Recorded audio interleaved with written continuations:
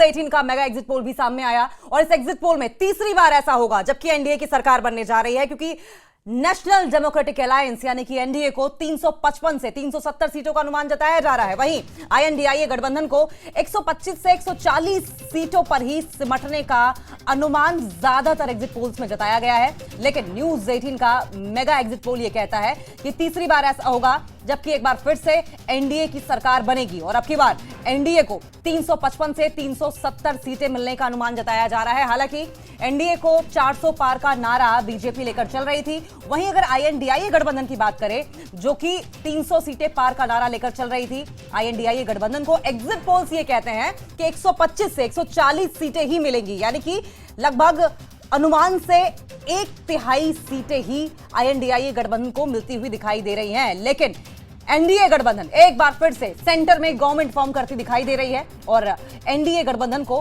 355 से 370 सीटें मिलने का अनुमान जताया जा रहा है। आईएनडीआईए गठबंधन को 125 से 140 सीटें मिलने का अनुमान है।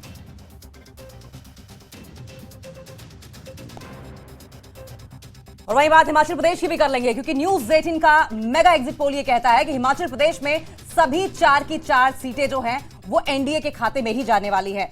और हिमाचल प्रदेश में मंडी, हमीरपुर, शिमला और कांगड़ा सीट बीजेपी को जाती हुई दिखाई दे रही है। एग्जिट पोल में तीसरी बार ऐसा होगा कि एनडीए की सरकार बनेगी। तो देखिए, क्योंकि सेंटर की अगर बात करें तो सेंटर में भी 355 से लेकर 370 सीटों तक एनडीए एक बार फिर से गवर्नमेंट फॉर्म करने वाली है।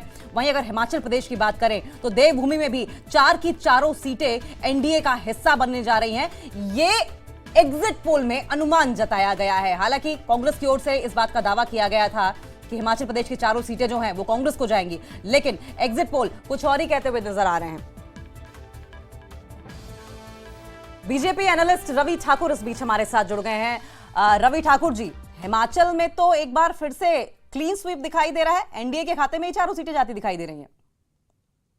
एनडीए के खाते में 4 सीटें जा रही है, ये बिल्कुल ठीक बोल रहे हैं।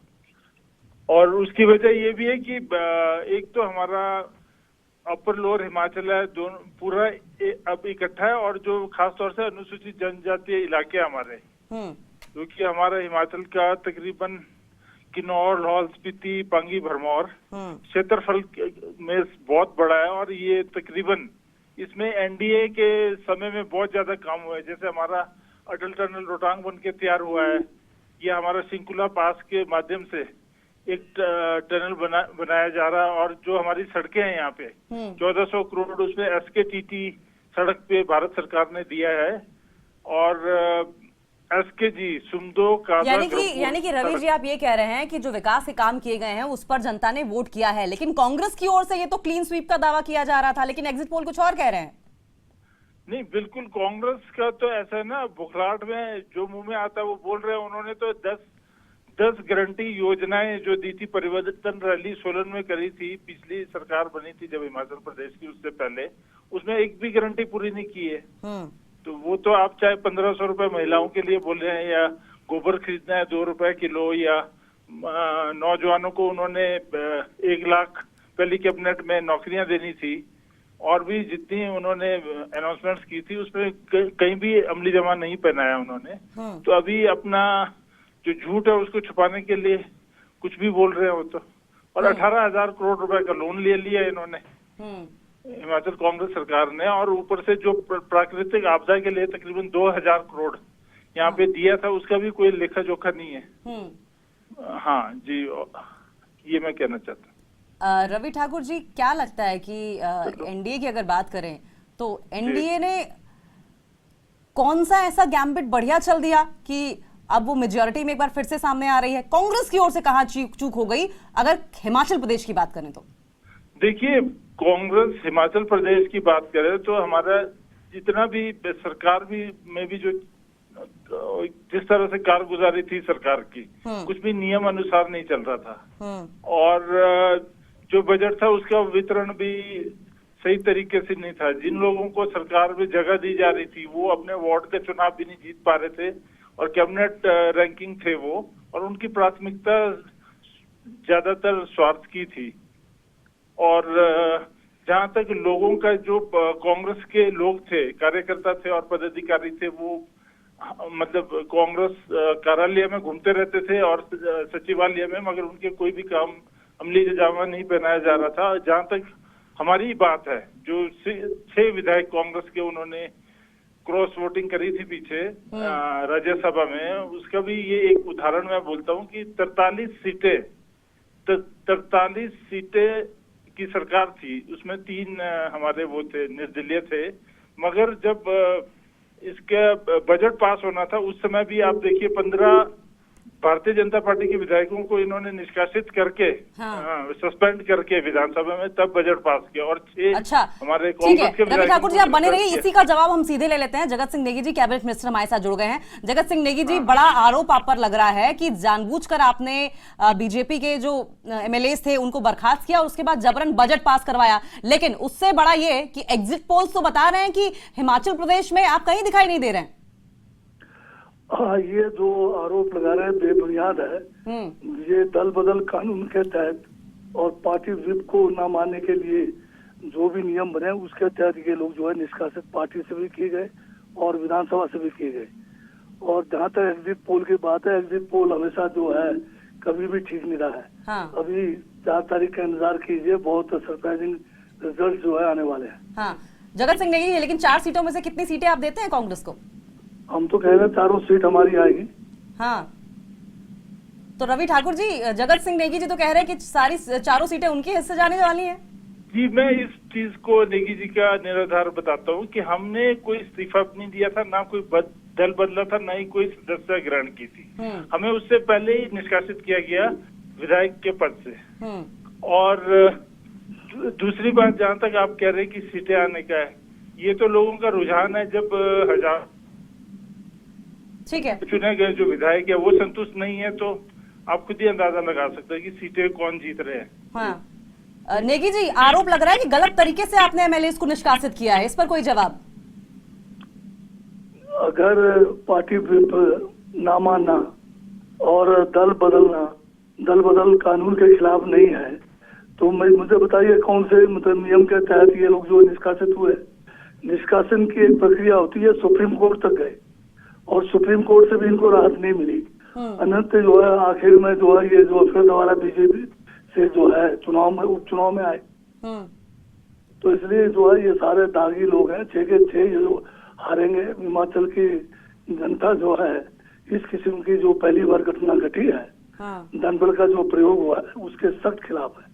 रवि ठाकुर जी, दागी लोग हैं आप। धनबल का प्रयोग तो अभी जो चुनाव चल रहे हैं उसमें सरकारी जो डाइवर्ट करके गलत प्रयोग कर रहे हैं ये लोग।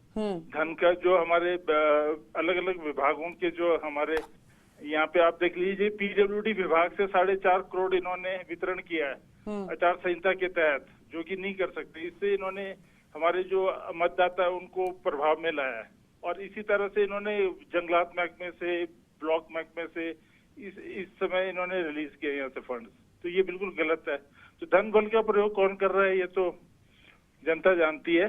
दूसरा मैं ये कहना चाहूंगा कि जैसे ये कह रहे हैं कि नेगी जी कह रहे हैं कि हमारा जो निष्कासित है उसको हम दोनों दिन हाउस में प्रेजेंट थे और हमको विधायकी से निष्कासित किया था। उसके बाद हम दिल्ली गए थे और स्टे ऑर्डर के लिए गए थे, मगर इनको नोटिस जारी हो गए थे। नोटिस जारी हुए थे अपना ये विधानसभा अध्यक्ष को कि ये कारण बताओ क्यों इनको निकाला गया है, क्यों विधायकों को निकाला गया है। मगर उसमें समय लग रहा था। 3 हमारी डेट्स पड़ी थी वहां सुप्रीम कोर्ट में, एक के बाद एक, और इसलिए हमने सदस्यता ग्रहण की, क्योंकि यहाँ पे जितने भी हजारों लाखों लोग थे वो प्रताड़ित हो रहे थे, उनके कार्य रुक गए थे यहाँ पे। तो शीर्ष नेता जो भारतीय जनता पार्टी उन्होंने ये निर्णय लिया, क्योंकि हमने राज्यसभा में उनके प्रत्याशी को वोट दिया। उनके प्रत्याशी को इसलिए वोट दिया क्योंकि भारी कमी आ रही थी बजट की हिमाचल प्रदेश में और कोई हमारा तालमेल नहीं बन रहा था भारत सरकार से, इसलिए और हम इसलिए चुने गए थे कि हम कार्य करें, लोगों के लिए बजट लाए और प्रगति चौमुखी विकास करें। प्रदेश का ये संकल्प लिया था हम जब विधायक बने थे। तो इसके कारण जब हमको देरी हो रही थी इसके फैसले की सुप्रीम कोर्ट से, क्योंकि सिंघवी जी के हमने खिलाफ करा था वोट और उन्होंने 21 वकील वहां पे खड़े कर दिए थे हमारे खिलाफ, और इसलिए वो थोड़ा समय ज्यादा लग रहा था। वो बहुत टॉल वो है, is a very toll advocate in the supreme court, very tall advocate lawyer. तो इस वजह से ज्यादा देरी हो रही थी। तो शीर्ष नेता जो हमारे भारतीय जनता पार्टी के हैं, उन्होंने कहा कि आप सदस्यता ग्रहण कीजिए और जो फील्ड में जाइए, दोबारा चुनाव लड़िए, क्योंकि पहले जो प्रत्याशी थे भारतीय जनता पार्टी के, जिनको इन्होंने दिया था टिकट, वो सब हार चुके थे 6 की 6 जगहों से। तो इन्होंने ये कहा कि हमारे ये फैसला, और हमने मिलके फैसला लिया और प्रभावित होके भारतीय जनता पार्टी की नीतियों से। और इनका देखिए, मोदी जी पहले 3 मर्तबा गुजरात के भी मुख्यमंत्री रहे, आधुनिक राज्य है वो और बहुत प्रगतिशील राज्य रहा है। उसके बाद प्रधानमंत्री बने 2 बार एनडीए सरकार में। और नहीं, वो तो अलग मसला है ना रवि ठाकुर जी, वो अलग मसला है। जगत सिंह नेगी जी, आपके ऊपर पावर का मिसयूज करने का आरोप रवि ठाकुर जी लगा रहे हैं। ये जो रवि ठाकुर जी पता नहीं क्या दलील दे रहे हैं, खुद ही मान रहे हैं कि इन्होंने दल बदला। दल बदल कानून के तहत इनको निष्कासन किया गया, व्हिप ना मानने के लिए पार्टी से निकाला गया, और सुप्रीम कोर्ट में भी इनकी दलील नहीं बिकी। अनंत जो है सुप्रीम कोर्ट से भी इनको कोई राहत नहीं मिली। तो उसके बाद जो है ये दोबारा से चुनाव में आए, और जो लंबी दलील दे रहे हैं, ये तो इनकी बात बिकने वाली भी नहीं है, सारी बातें फर्जी है। और जो आचार संहिता के बाद एक भी पैसा जो है हिमाचल गवर्नमेंट ने कहीं भी जो है रिलीज नहीं किया है, कोई नया स्कीम शुरू नहीं किया है। अगर कोई ऐसी बात होगी तो वही जो है उसमें ये कहीं आज तक एक कंप्लेन तक इन्होंने चुनाव में नहीं किया। तो ये सारी बातें अब जो है आफ्टर थॉट है। और एक भी कंप्लेंट रवि ठाकुर जी बताया कि इन्होंने इलेक्शन कमीशन में किया कि कोई नया स्कीम शुरू किया, बल्कि हमारी जो पुरानी स्कीमें थी महिलाओं को 1500 रुपए देने का, उसके अगेंस्ट में जो है जयराम ठाकुर और ये जो बीजेपी के जितने भी एमएलए है, ये जाके चुनाव अधिकारी के पास इसे रोक लगाने की बात की। हमने उसके विरोध में भी जो है, हमने भी जो है चुनाव आयोग में जो है अपना जो है वहाँ पर पिटिशन फाइल किया। और अन्यथा हमें जो है ये जो स्कीम थी हमारी, ठीक है नेगी जी, रवि ठाकुर जी नेगी जी आरोप लगा रहे हैं कि अगर आरोप हैं, शिकायतें हैं, तो आपने कंप्लेंट क्यों नहीं फाइल की? लेकिन रवि जी ये बताइए, हमने इलेक्शन कमीशन ऑफ इंडिया में कंप्लेंट फाइल करी है। और इसके बाद कोर्ट गए हैं हम, और इन्हें नोटिस जारी हुए हैं। जब भारतीय जनता पार्टी के जो हर्ष महाजन जी जिन्हें जो चुने गए थे, और ये बहुत ही दुर्भाग्यपूर्ण है कि इतने 43 विधायकों का समर्थन होते हुए सरकार नहीं चल रही है, तो विधायक असंतुष्ट होंगे, तभी ये निर्णय लिया गया। और वहाँ पे नोटिस जारी हुए इनको, जिसका अभी तक जवाब नहीं आया सुप्रीम कोर्ट में वापस। और हमारे वकील भी वहाँ पे, ये सॉल्वी जी हैं, वो हमारे वकील भी रहे हैं। ये सारे तथ्य पे आधारित बातें कर रहे हैं, और ये सारी चीजें हमारे ब्लैक एंड व्हाइट पे है। लेकिन रवि जी, आप कह रहे हैं कि आपको पार्टी से गलत तरीके से सस्पेंड किया गया विधायकों को, ऐसा क्यों करेगी कांग्रेस? निष्कासित हमें जो करा गया है वो मतलब निष्कासित हमें विधायकी से किया गया। उससे पहले हमने ना कोई इस्तीफा दिया, ना ही कोई सदस्यता ग्रहण की। और दल बदल कानून कैसे लगता है हमारे ऊपर? दल बदल कानून बिल्कुल नहीं लगता है। ये तो खुद वकील है नेगी जी, तो ये जानते हैं अच्छी तरह। दल बदल कानून तो तब लगेगा ना अगर सदस्यता ग्रहण करें हम, या हम रेजिग्नेशन दे। लेकिन क्या लगता है आपको, किस वजह से सस्पेंड किया गया होगा? जब ये बजट पास किया गया और विधायकों को बाहर का रास्ता दिखाया गया, तो किस मकसद के साथ किया गया होगा? आप मुझसे पूछ रहे हैं? हाँ, ये इसी मकसद के साथ किया गया। इनको ये लगा कि सरकार गिर ना जाए और इन्हें निष्कासित कर दिया जाए, क्योंकि वोटिंग में 15 जो विधायक थे बीजेपी के, भारतीय जनता पार्टी के, उनको निष्कासित किया गया। उन्होंने कौन सा दल बदला था? वो तो सरकार में ही थे ना, अपनी पार्टी में ही थे वो तो बीजेपी के। कमांडोज को बोल के उन्हें बाहर का रास्ता दिखाया गया। और 6 विधायक हमको निष्कासित इसलिए किया गया कि हम कहीं उनके समर्थन ना कर दे बजट में। तो ये सारी बातें रही। नेगी जी, इनसिक्योर पार्टी बता रहे हैं रवि ठाकुर आपको। अब रवि ठाकुर जी जो भी दलील दे, ये सब आफ्टर थॉट है। और जो बीजेपी के 15 विधायक जो बजट सत्र में सस्पेंड हुए, वो एक नियम के तहत हुआ, और उस नियम को कोई चैलेंज नहीं किया इन्होंने। और ये सही जो है अध्यक्ष का फैसला था, उसके खिलाफ में कोई किसी किस्म की कोई आगे जो है या हाई कोर्ट में या किसी अन्य कोर्ट में ये लोग नहीं गए। और जहाँ तक रवि ठाकुर और जो हमारे 5 अन्य जो विधायक जो कांग्रेस के निष्कासित हुए, वो व्हिप के उल्लंघन के लिए और विधानसभा में जो है इन लोगों ने जो है ये जो पार्टी बदली, दल बदल खुद कह रहे हैं कि हमने सदस्यता ग्रहण की, इसलिए इनको निष्कासित किया दल बदल कानून के तहत। इन्होंने जो है दिल्ली में जैसे बोल रहे हैं कि टॉल वकील कह रहे हैं, टॉल तो क्या, जो नामी गामी वकील थे उनको लगाया, एक वकील नहीं पूरा दर्जन वकील लगाए, परंतु इनकी जो दलीलें थी वो वहां पर बिकी नहीं, इसलिए ये जो सारे के सारे निष्कासित हुए हैं। नेगी जी, अब एक काम करते हैं, एग्जिट पोल्स पर भी बात कर लेते हैं। क्या लगता है कि हिमाचल प्रदेश की अगर बात करें तो कांग्रेस के खाते में कितनी सीटें जाएंगी? जहाँ तक लोकसभा में 4 सीटें आएगी, 4 सीटें जाएंगी, चुनाव की 6 सीटें आएगी, और अगर इस बार भी नहीं आया तो लोकतंत्र और जो है संविधान वैसे ही खतरे में।